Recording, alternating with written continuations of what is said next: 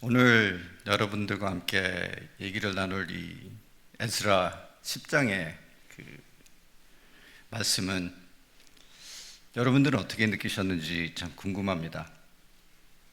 저는 그 성경을 읽고 성경을 공부하면서 간혹 제 인간으로서 이해하기 힘든 부분들을 발견하게 되는데요. 오늘 우리가 함께 읽은 이 에스라 10장도 저에게는 그 중에 하나입니다. 여러분들이 다 배경은 그동안 목사님께서 말씀해 주셔서 잘 아시겠지만 간단하게 정리를 하자면은 유대 왕족이 망하고 바빌론으로 포로로 잡혀가서 70년이라는 그 포로 생활을 하다가 주님의 약속대로 다시 유다 땅 예루살렘으로 돌아오게 됐습니다. 스룹바벨이 먼저 와서 성전을 재건하고 그리고 한 30년이 흐른 후에 에스라가 다시 예루살렘으로 돌아와서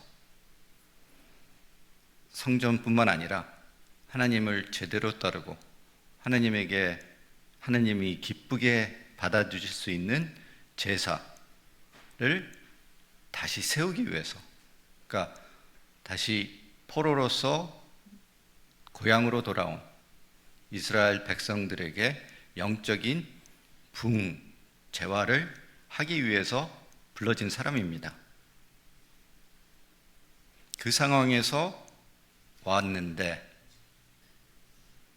많은 게 부족했던 거죠. 특히 우리가 10장 전에 있었던 9장에서 왜 이 상황에 도착하게 됐는지를 우리가 읽을 수 있는데요. 주님께서 이스라엘 백성들이 이집트에서 떠나서 출애굽을 하면서 가나안 땅으로 왔을 때 그때 해주신 말씀이 있습니다. 이 가나안 땅에서 절대로 이곳에 사는 민족들과 섞이지 말고 정체성을 유지해서 하나님의 백성으로서 하나님의 정의로운 깨끗한 몸을 유지하라는 법을 세우셨었습니다.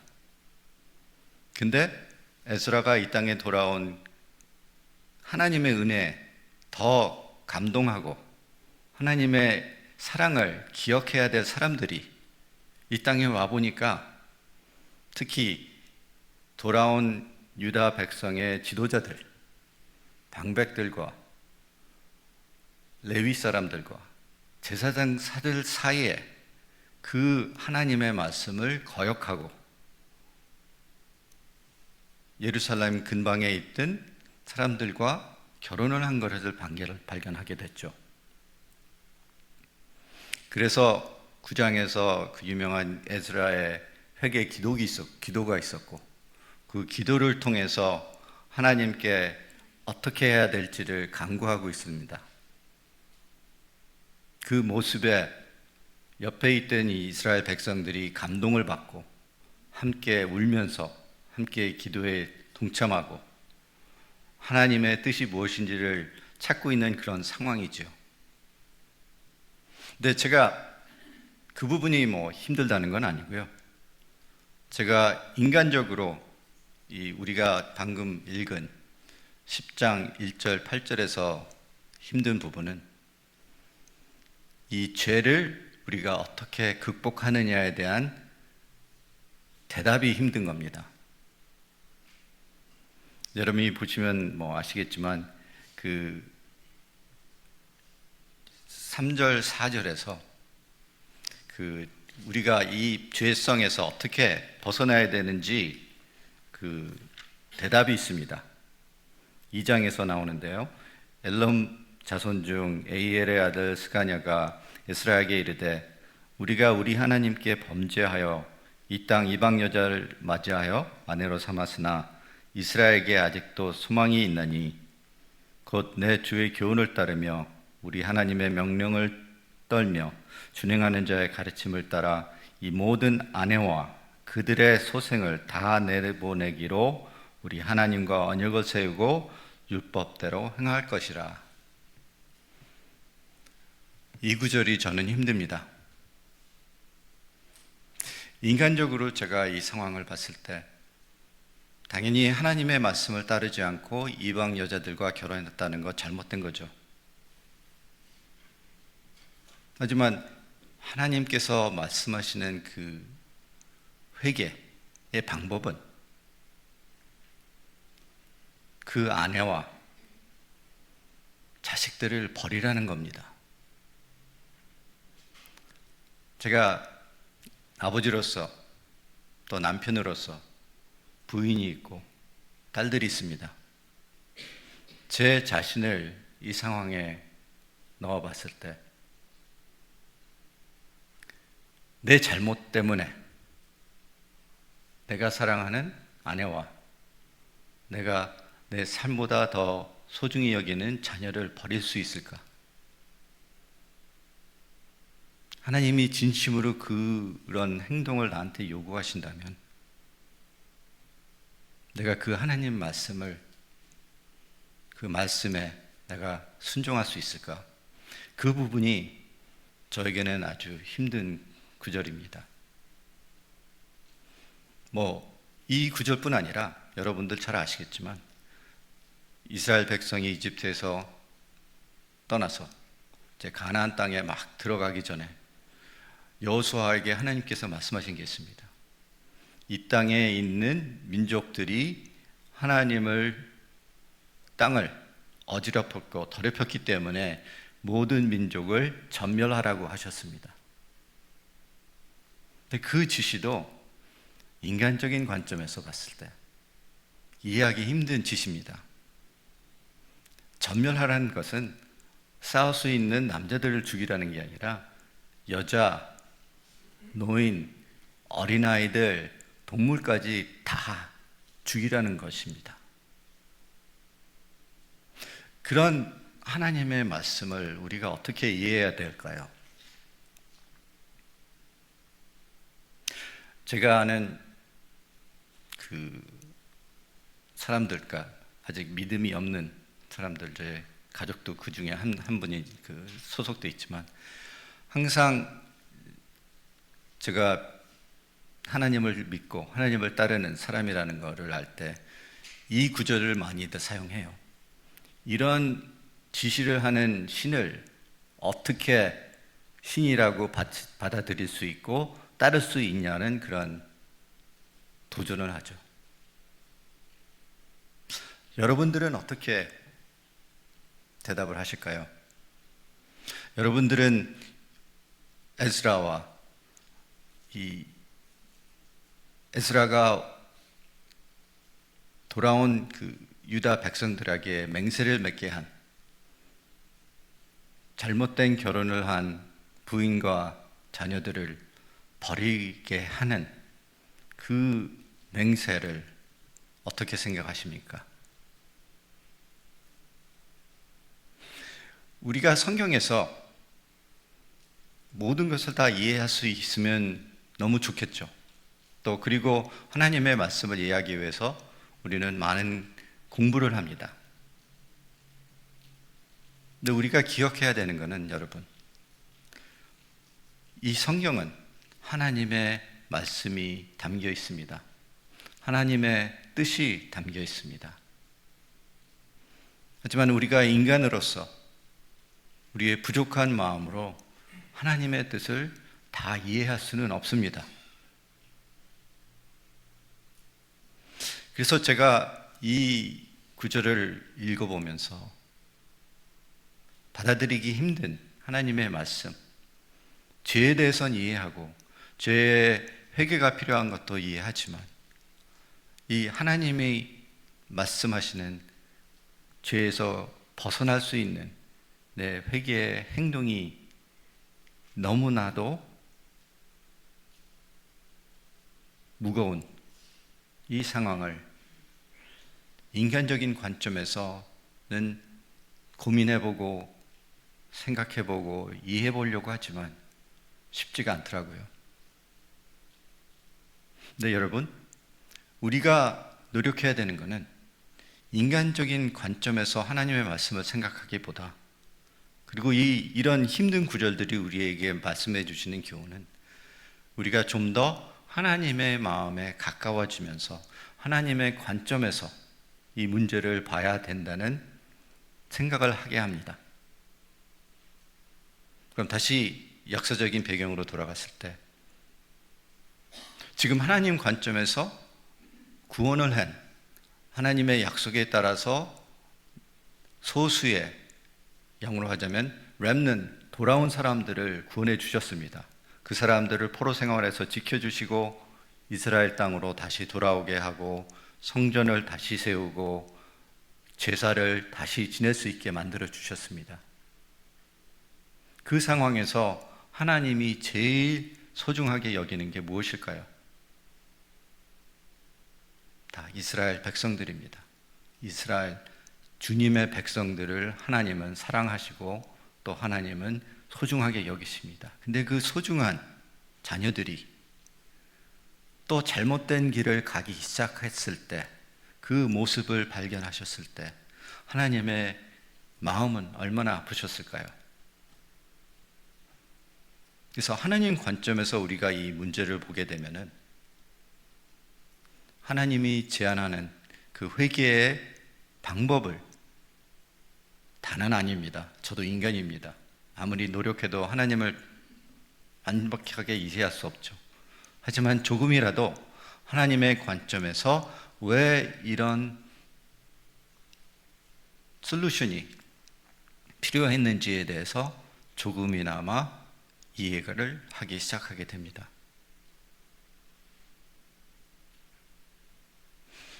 여러분, 이 구절을 봤을 때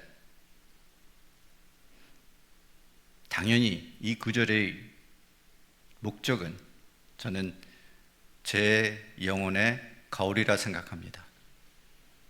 이스라엘 백성들이 하나님의 은혜를 받고 고향으로 돌아와서 제대로 된 포로 생활이 아닌 하나님의 백성다운 삶을 살 수 있도록 하나님이 모든 것을 예비하시고 이끌어 주셨는데, 그럼에도 불구하고 또 죄를 짓는 그 백성의 모습이 또 우리의 모습이 아닐까요? 우리는 예수 그리스도의 십자가의 죽음, 그 보혈로 구원을 받은 사람들입니다. 우리의 모든 죄가 예수님의 우리가 이해할 수 없는 고난과 희생을 통해서 주님의 은혜와 구원을 받은 하나님의 자녀들입니다. 근데 우리는 이 이스라엘 백성을 봤을 때 그 사람들보다 더 잘났나요? 우리는 이스라엘 백성이 어리석게 하나님의 뜻에 어긋난 이방 여자들과 결혼하는 모습이 너무나도 안쓰럽다면, 그럼 우리의 모습은 어떨까요? 당연히 우리가 구원을 받았습니다. 우리가 이 모임에, 이 교회에 소속돼서 예배를 드릴 수 있다는 사실 자체가 우리가 구원을 받았다는 주님의 확신입니다. 하지만 우리는 인간이기 때문에, 아직 죄성의 몸을 갖고 있기 때문에 계속 죄를 짓고 있습니다. 하나님도 아세요. 하지만 하나님은 우리에게 하나님의 말씀을 사용하셔서 거울로 우리의 마음을, 우리의 영혼을 되돌아보게 하십니다. 우리는 어떤 삶을 살고 있는지요? 이스라엘 백성들이 포로 생활을 끝내고 돌아와서 이제 제대로 된 삶을 살려고 할 때 이런 끔찍한 죄를 지은 것처럼 우리는 예수님의 보혈을 통해서 구원을 받았는데, 우리는 지금 어떤 죄를 짓고 있는지요? 그것보다도 그 죄를 우리가 인지하고 있는지요? 저는 이 구절을 읽었을 때 그 부분에 대해서 피할 수가 없었습니다. 하나님이 나에게 무엇을 되돌아보라고, 내 자신을 내 자신 안에 있는 죄성이 무엇인지를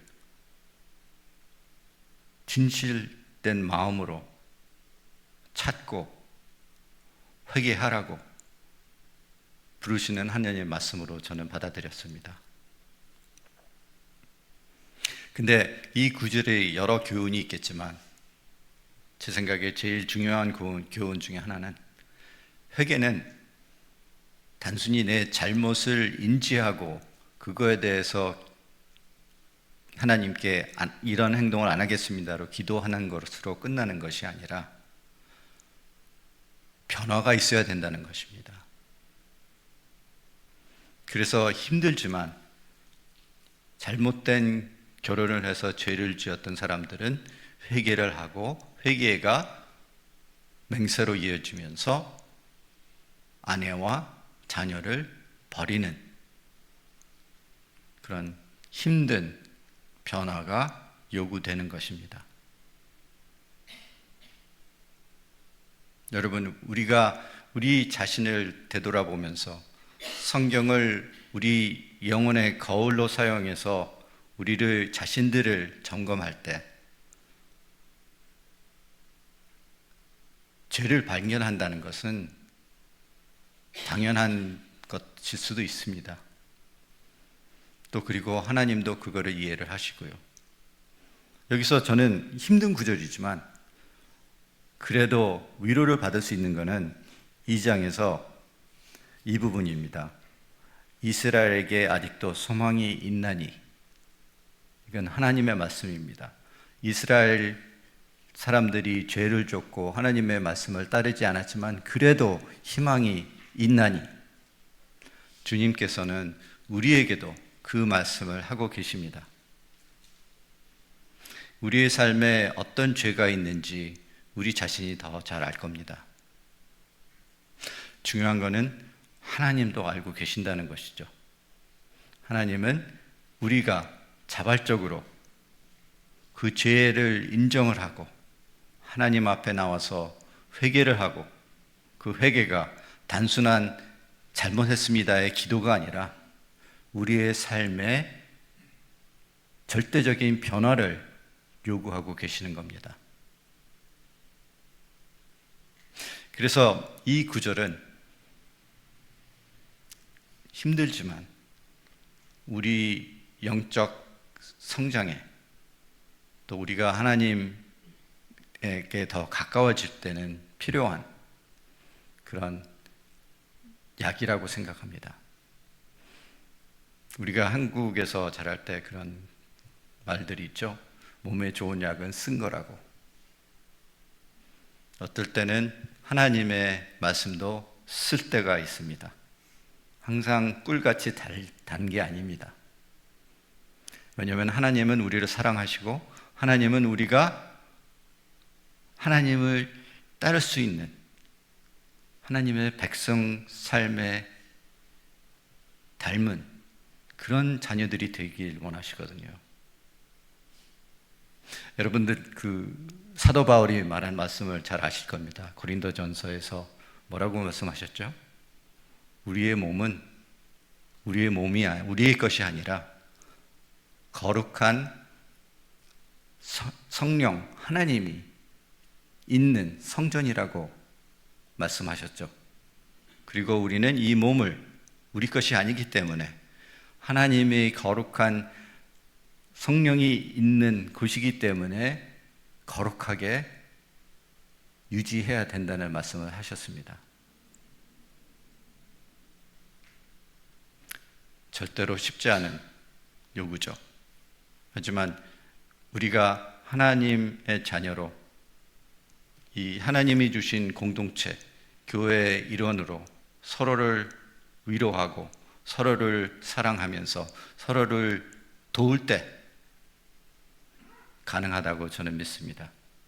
이 공동체를 하나님께서 주신 이유 중에 하나가 서로 우리 혼자서는 이 무거운 짐을 들고 갈 수 없기 때문에 한 커뮤니티로, 한 그룹으로 묶어주셔서 서로를 돕고 서로를 도와주고 서로를 위해서 기도할 때 우리는 이런 힘든 과제도 다 수행할 수 있고 하나님의 뜻에 맞는 그 성화를 거쳐서 하나님의 백성다운 삶을 살 수 있을 거라 믿습니다. 여러분, 정리하면서 또 하나 그 말씀을 드리고 싶은데요. 원래 이 에스라 책은 처음 써졌을 때는 한 에스라와 느헤미야가 한 권이었습니다. 이게 이렇게 지금은 나눠져 있는데 그게 한 1400년도쯤 성경책이 정리되면서 따로 된 책으로 이렇게 나눠지게 됐는데요. 원래는 이게 계속 연결되는 책이었습니다. 근데 느헤미야 끝부분 맨 마지막 장 13장에 보시면은 그러니까 여러분 아시겠지만 그 시간적인 흐름을 봤을 때 스룹바벨이 먼저 왔고 그 다음에 에스라가 왔고 그 다음에 느헤미야가 한 15년 후쯤 거버너로 오게 됩니다. 그리고 거기서 한 12년 정도 성벽을 완성시키고 그 통치하다가 다시 바빌론으로 돌아갔다가 두 번째로 돌아오게 되는데 그 13장이 그 부분을 말하는데 그때 어떤 일이 있었는지 아세요? 동일한 문제를 다시 발견하게 됩니다. 제사는 끝났고 그 사바스 데이, 주일은 기억되지 않고 있고 성전에서 물건을 사고 파는 거래가 완행하고 있고 또 제사장 그리고 방백들이 이방 여자들과 결혼한 것을 발견하게 됩니다. 그러니까 이렇게 맹세를 하고 다시는 이런 행동을 안 하겠습니다. 하나님 앞에서 언약을 따르겠습니다. 율법을 따르겠습니다라고 온 백성들이 모여서 약속을 했는데 고작 30년도 안 돼서 또 똑같은 행동을 반복하고 있는 이스라엘 백성들을 발견하게 되죠. 근데 궁금하지 않으세요? 왜 이런 보기 좋지 않은 모습을 성경은 그대로 우리에게 전달해 주실까요? 왜냐하면 주님은 우리의 언약함을 알고 계시기 때문이라고 저는 믿습니다. 우리에게 위로를 해 주시는 거라 믿습니다. 우리가 하나님 앞에 나서서 회개를 하고 하나님 성령 하나님의 주라는 거룩한 삶을 살려고 노력하지만 항상 넘어지고 또 죄를 짓고 또 하나님의 도움이 필요하다는 것을 하나님은 무엇보다도 더 잘 알고 계시는 분이시거든요. 그래서 이렇게 안쓰럽고 듣기 힘든 부분을 성경은 숨기지 않습니다. 그것이 저는 이 성경의 힘이요, 성경의 위로라고 저는 믿습니다. 왜냐하면 우리의 하나님은 우리가 따라갈 수 없는 분이시지만 우리 곁에서 항상 함께 하시는 하나님이십니다. 우리를 위로하시고 우리가 하나님이 원하시는 삶을 살아갈 수 있도록 노력하는 모습에 감동하시며 기뻐하시고 우리를 도와주시는 분이시기 때문입니다. 여러분, 그 부분을 이 구절을 봤을 때 힘든 구절이라고 그냥 접지 마시고 이 힘든 구절에 하나님의 말씀, 하나님의 교훈을 우리가 기억하고 또 감사하며 하나님을 더 기쁘게 할 수 있는 그런 마음이 되기를 저는 진심으로 여러분들에게 부탁드립니다.